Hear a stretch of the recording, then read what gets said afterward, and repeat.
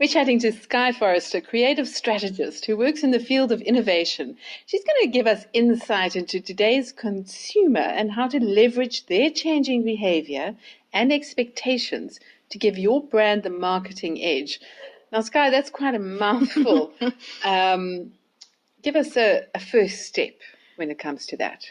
It sure is a mouthful. But first off, Kirsten, thank you so much for having me here today. It's an honor to chat with Holistica about how you can up your game when it comes to your marketing efforts as a small business.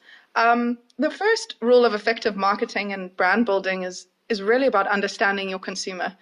You know, if you know who it is you're selling to, you will have a much greater chance at reaching them and connecting with them on an emotional level, which naturally would foster a whole lot of brand loyalty and brand love. Absolutely. Okay, so getting to know them, how do you actually do that?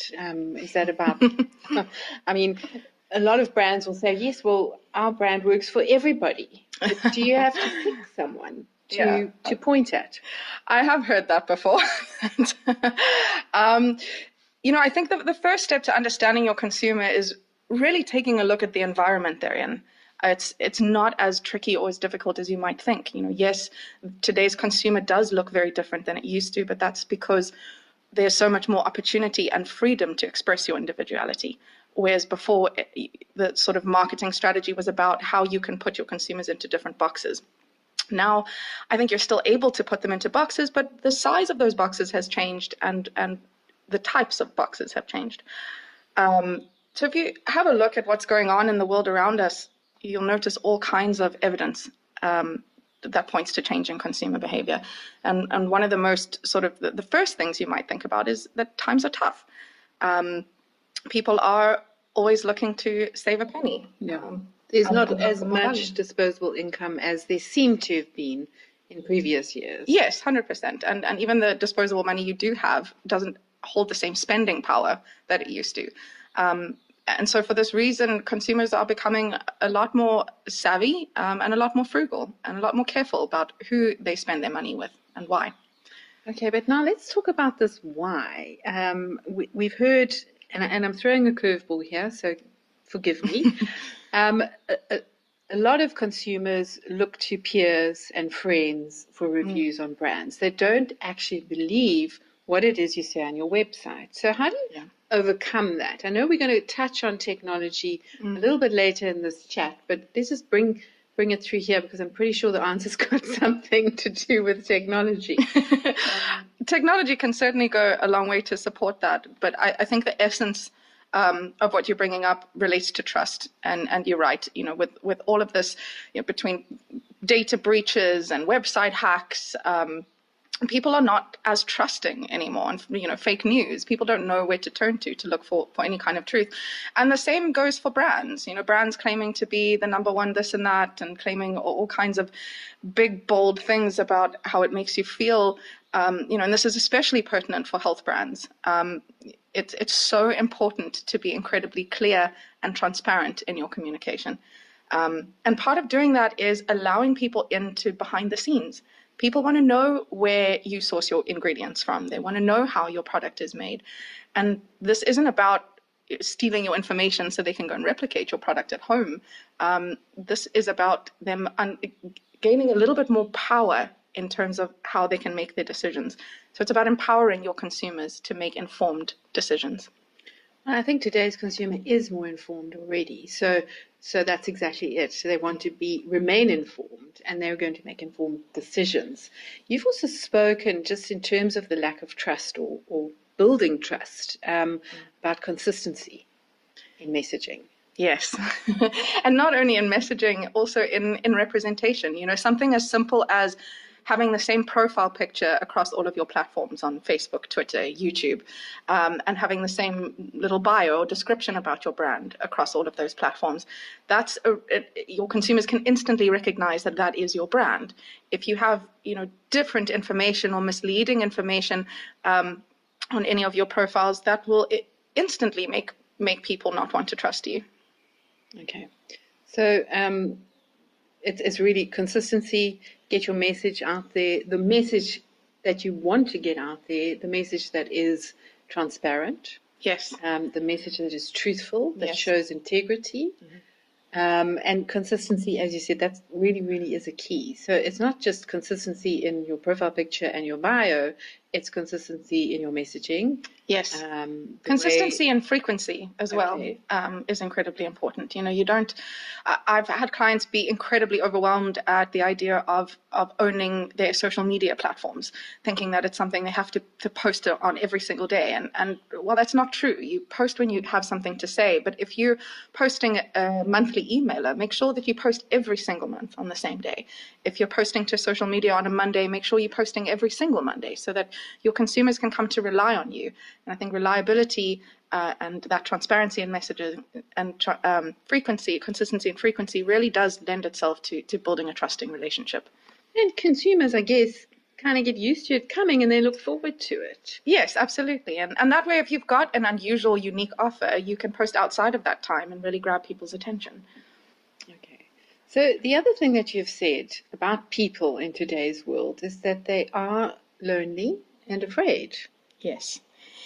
There is overwhelming scientific and psychological evidence that loneliness not only contributes negatively to our mental, physical well-being, but it's also getting increasingly worse all around the world and for people of all ages. And that's why we look to our phones. That's why we're so connected to it. We are seeking some kind of connection with people. And brands this is a fantastic opportunity for brands to interject.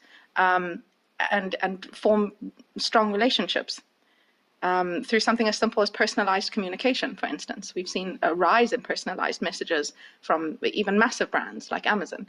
They're able to manage this with massive technology and huge amounts of data.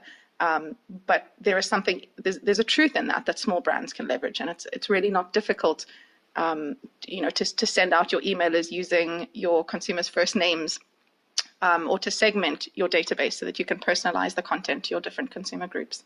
Well, I must say, I'm a Google user, and every year on my birthday, Google sends me a birthday message. The little Google Doodle is a birthday cake. And I mean, this is Google. And I feel so warm and fuzzy towards Google on my birthday. They've wished me happy birthday. And I know it's an algorithm and I know all that, but it still makes you feel seen. Yeah. I like them because even though it's automated, Google likes me. And that's also an important thing to realize. A lot of especially if you do a lot of digital marketing, you're gathering information on your consumers, and big companies are gathering information on you all the time.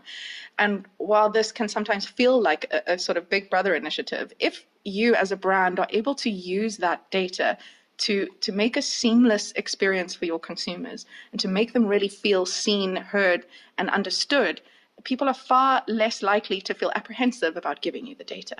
And part of that being transparent as a brand is also being transparent about how you use that information. Don't be afraid to tell people. If you get people to subscribe to your newsletter through your website and they have to input their email address, tell them that you are using their information to make their lives easier. You're going to send them monthly emails, and in that email there'll be information about your products, there'll be coupons, there'll be loyalty initiatives, whatever the case. But don't be afraid to be completely upfront and honest about what you're doing with people's information. I think also when it comes to subscription bases, if somebody gets a really great advantage after they've put their email address in or whatever it is, registered for a thing. You've used Uber as an example. Yes. Who hasn't got an Uber app on their phone? Right. And that just makes your life so much easier. So you're much more likely to give up your information because you kind of have to in order to hail a ride. Is that correct? Yeah. I think, touching on another very interesting shift, if you look at the wealthiest people in the world, and when people have all the money that they need and more, what is the one thing that they find the most precious? And that's time. It's the one thing that you can't ever get back. So any sort of advancements that can make any kind of process more seamless, more efficient, consumers are really going to be drawn to, because you're saving them time. You're making their lives that much easier. Okay, yeah, absolutely. I can buy into that. The other thing that you've said is that our definitions of luxury and success have shifted. And I mean, we see this. I mean, people moan let's go into the millennial conversation. They moan about millennials all the time. Millennials have killed every industry, yeah. But they haven't. They've redefined 100%. the things. Let's chat a little bit on that, because I know everyone really wants to understand the millennial, and I'm not even sure if millennials understand what it is they're supposed to understand about them. You're absolutely right. And I think that this is such an important point, especially for wellness brands as well, those who want to position themselves as premium. What used to be seen as luxury and success is big, ostentatious experiences, flashy, anything that blings and glitters and all the bells and whistles. Today, it's defined a little bit more by simplicity, minimalism, efficiency. Again, going back to whatever makes your life easier, people are so much more focused on health as a sign of success, rather than having so much stuff. Okay, so success is no longer fame and huge amounts of money. This is something you've said as well. It's now linked to your mental health, your carbon footprint, and how genuine you are. Yeah, absolutely. Okay, so brands need to emulate what consumers are doing. So no more flashiness, no more smoke and mirrors. Yeah. It's all completely transparent, and for brands to be mentally healthy, how do we have mentally healthy brands? I guess going back to your statement on consistency and keeping the message the same, that makes sense. 100%. And I think what's also very important to note, and again, especially for health and wellness brands, is that you don't have to make big, bold, life-changing claims. In order to gain trust of your consumers and to gain loyalty, you just simply need to do what it says on the tin. Consumers aren't expecting, a miracle cream that can solve all of their ailments in one shot. But, if you are advertising that your cream clears up spots, make sure that that's what it does, and it does that incredibly well. I think people are really cautious when it comes to big, bold claims. Okay, so people will trust somebody who says, okay, this is what our brand does, as long as it does do that thing, and they don't really need it to do 10 other things at the same time. Not at all, 100%. This is the thing. So you were telling me a really cute story a little while ago. You bumped into an old friend barista of yours, or a barista friend that you knew, and he had a little bit of an issue about marketing his new coffee shop, or a coffee shop he was working for. And you just came up with, on the spot, hundreds of little ideas that he could do.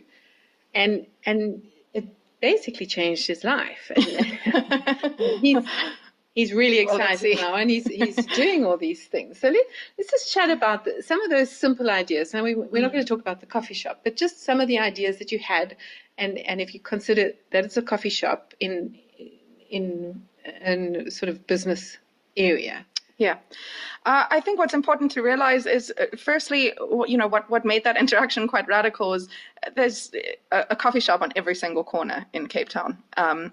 And the other thing is that coffee shops generally tend to be small business, especially the ones concentrated in Cape Town CBD. So there are, in this competitive space, there are a lot of opportunities to stand out. And you're absolutely right. All these initiatives that I put forward were purely very simple, but based on real human needs and simple human truths. And one of them being, if you don't have a coffee shop in your office, chances are for big Monday meetings or for client meetings, you're going to run to your corner coffee shop and grab a couple to go. So one of the ideas was for the business to set up a WhatsApp group so that businesses can place coffee orders via WhatsApp and have their coffees ready when they come and collect them. So that's, again, going back to saving a little bit of time. It includes that personalization that we spoke about, because the coffee shop is then able to interact with this person. They know exactly who it is and who's ordering and what they have ordered before because of the chat history.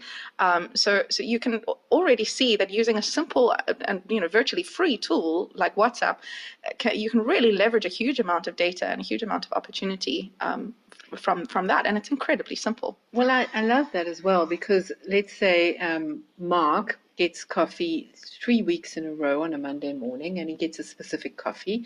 On the fourth Monday morning, before he usually orders, you can actually preempt it and 100%, WhatsApp and yeah. say, "Hey, Mark, do you want your usual?" Yeah. That's going to make him just feel like the most special human being on the planet. Yes, and, absolutely. And once again, it's just mining the data that you got, that he gave you, because he's been giving you his order. Yeah. And that's all it is. It's just as simple as that. It's absolutely brilliant. I think it's also very important to remember, you know, I've seen a lot of clients get incredibly overwhelmed by technology, especially those clients in the natural health and the wellness space, because it almost seems the antithesis of the industry that you're in. But technology isn't disruptive by itself. It's all the ways in which you use that technology that can create the disruption. And it's not about having an app with all the bells and whistles and having augmented reality and wearing goggles and immersing people in this sort of virtual brand experience. You know, all of that stuff is wonderful and amazing if you can afford it. But the great opportunity that technology gives us is really just to create a seamless online experience, to marry your digital and your physical worlds together, and to create more opportunity for your always on consumer. Yeah, you have mentioned before that, I mean, just the simplicity of a QR code, which anyone who's used SnapScan knows that's a QR code. So, and you can generate one for free online. Yes. And that QR code takes people to your website. It allows them to pay you for something. And you can also use it, correct me if I'm wrong, for augmented reality. Yes, absolutely. That's a really, really great example of technology and how it's only disruptive in its applications. So everything that you described is using the same piece of technology, and that's your camera lens. So you can use your camera to take selfies, to take pictures of other people, but you can also use your camera lens to digitize your documents. You can use your camera lens, as you said, to pay for things like SnapScan. You can use it to activate QR codes, which serves you content. You can use it to use AR features on Snapchat. You know, there are 1,000 different ways in which this one piece of technology can be used. So I think that the trick is in really understanding what is possible, and then seeing how you can use what is possible to best benefit your brand. And this also goes back once again to understanding people's environments and understanding what they want, knowing who they are. And you have said previously that you need to understand how they feel when they use your product, what their rituals are around it. I mean, if we're talking coffee, you know, what does it mean to you? And we're not talking mindfulness here. We're talking about, what do you do when you see a cup of coffee? What happens to you? Or a skin cream. I mean, what's the first thing you do? You open it, you smell it. You know, what is that? And what does it mean to your consumer? I love what you're saying there about the coffee. That's such a great example for me, because it is about identifying those rituals and those moments in people's lives that they would bump into your product, or that they would consider or use your product. And coffee's a great one, because if somebody says to you, let's go for a cup of coffee, they don't mean, you know, let's sit opposite each other and sip a hot beverage. It could mean anything from I like you, let's go on a date, to, you know, we need to have a very serious chat. So there is, you know, what I mean is there's so much more to the experience and the ritual of having coffee than it is just ordering a drink. Also, how you order your coffee says something about you. You know, do you order your coffee at home, or do you order a skinny soy latte to go? You know, everything about that interaction says something about you. So your barista will know something about you by the way you order your coffee, or the type of coffee you order. And in fact, which coffee shop you frequent tells something about you. But now there's a new industry, or there's a new sector, a new product, a new thing that's coming in, and it's going to explode. And it's very similar to coffee, because just about everyone is going to have it. You mean the green rush? The green rush, cannabis. Yeah. The green rush is the new gold rush, 100%. I think one thing that we absolutely know is that cannabis is here to stay, and you can tell by who's investing in it and how much they are investing in it. Everything from drinks companies investing billions and tobacco companies investing billions, to technology companies looking at how they can distribute cannabis. It's not going anywhere. It's not going anywhere. And I think that you've just touched on something that's quite interesting. In just about every industry, it's not necessarily about the one product. There are offshoots of that. So if, Oh, yes. you've got, I don't know, hemp bags, and then you've got a tobacco pouch, and then you've got, I don't know, I'm calling No, products absolutely. here. I think that's what makes the cannabis industry or the cannabis space so exciting as a brand builder and as an innovator, because there are as many ways to consume cannabis as there are cannabis consumers. As you said, everything from hemp and the sort of the byproducts that come from it, all the way through to the bud that you smoke and people consume leisurely. What I think is that the opportunity there, because it's so completely diverse, is really about finding your niche. If you're entering into a space where you're offering CBD or THC products, find a space within that you can dominate and own. You don't have to serve everything from edibles to hand soaps. Okay, so I mean, you don't have to target the soccer mommy as well as the lawyer, as well as the No, absolutely not. dude on the corner who has his pants around his knees most of the time. I mean, Absolutely they're all not. completely No. different. I think, in trying to do that, you would likely end up selling your message and your brand presence anyway. Going back to what we said about keeping it simple, getting the small things right in this environment, it's so important to pick your niche. Somebody else will, take on the overspill. If you look at two of my favorite cannabis brands in the space at the moment, there's Seth Rogen's Houseplant brand versus Canada's Q West. Yeah. The Houseplant brand is sort of very classically 70s, kind of catering to the old school smokers, whereas Q West is very minimalist. It's incredibly elegant. It's very high class. Not to say that Seth Rogen's isn't, but it's completely targeting two distinctly separate consumer groups, and and both doing such an excellent job at doing so. And it's quite wonderful to see that difference and all the different ways in which you can appeal using the same product. Well, once again, using coffee as an example, I mean, all of us can really understand that, or tea for that matter. Which brand do you resonate with? Why do you resonate with it? How do you take it? When do you take it? Do you have coffee in the morning, tea at night? And the same can be said for all these cannabis products. And with everyone jumping on the bandwagon, from pizza bases to CBD infused, there's going to be quite a lot of confusion in the market as to what exactly am I taking and why am I taking it, and what is it going to do for me. So going back to your points on being completely honest, completely truthful, completely transparent, and very, very simple. Yes. That's how you're going to get the message to the consumers in the way that they want to hear it. Skye, we've covered an awful lot, and we've bounced around a little bit, probably my fault. We sure have. Can you just give us a few bite-sized summaries of what we've been chatting about today?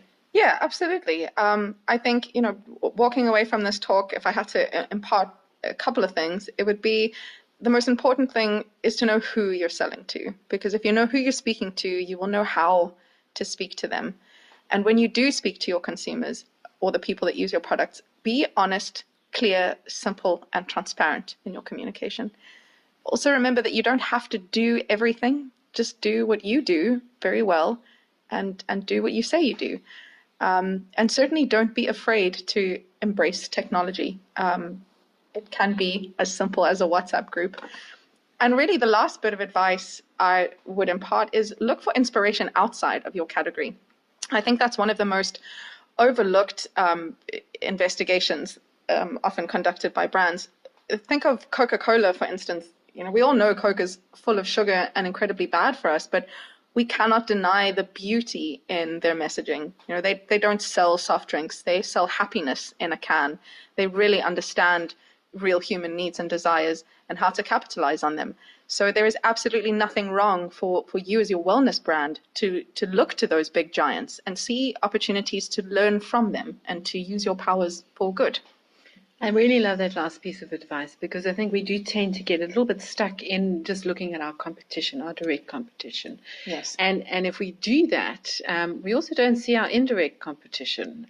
So if we're selling, let's say, cannabis edibles and we're trying to sell happiness, but Coke's also selling happiness, are they a competitor in that Absolutely. happiness space? So, Absolutely. so I think that's absolutely brilliant. It's once again, think outside the box, but think outside your box. Yes.